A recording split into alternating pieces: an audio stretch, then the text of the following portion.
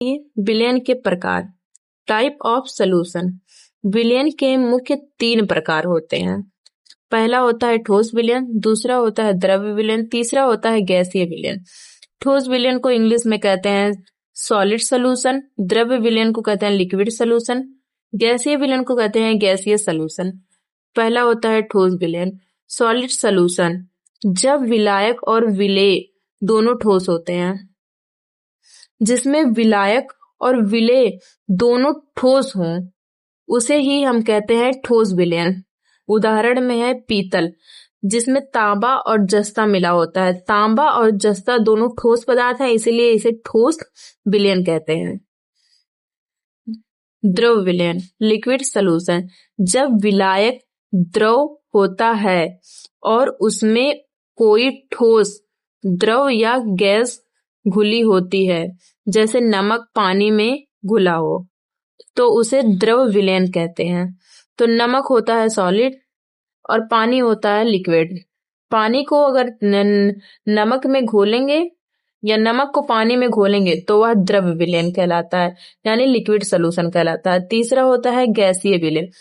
गैसीय सॉल्यूशन, जब विलायक गैस होता है और उसमें उपस्थित दूसरी गैस घुली हो, मतलब जब विलायक जो होता है वो गैस अवस्था में हो और उसमें जो गैस घुली हो, उसमें जो भी विलेय पदार्थ घुला हो वो गैस अवस्था में हो, तो उसे गैसीय विलयन कहते हैं। उदाहरण में है हवा। हवा में कई गैसें मिली होती हैं, जैसे कि oxygen, CO2, carbon dioxide, nitrogen, hydrogen आदि गैसें मिली होती हैं। विलेय तथा विलायक की भौतिक अवस्था के आधार पर विलयन को निम्न भागों यानी 9 भागों में वर्गीकृत किया गया है। पहला, जैसे विलेय हो गया, विलायक हो गया, विलेय हो गया और उसका उदाहरण। तो ठोस और ठोस को मिलाएंगे तो पीतल बनेगा।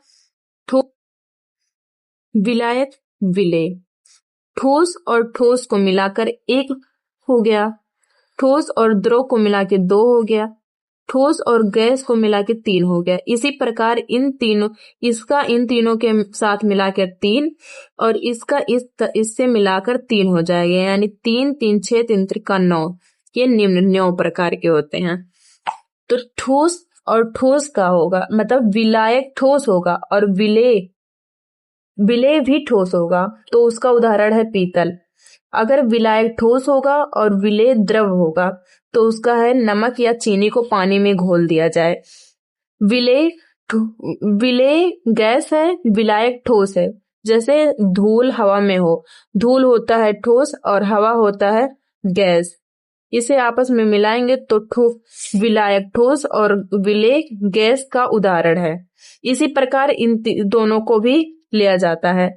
बच्चों, ये ज्यादा इम्पोर्टेंट नहीं है, पर आप लोगों को जानकारी के लिए जानना जरूरी है। नोट, आपको जानकारी के लिए बता दें, ऑर्गेनिक सॉल्वेंट और इनऑर्गेनिक सॉल्वेंट। ऑर्गेनिक मतलब कार्बनिक विलायक, जैसे बेंजीन, अल्कोहल, ईथर, एसीटोन आदि होते हैं।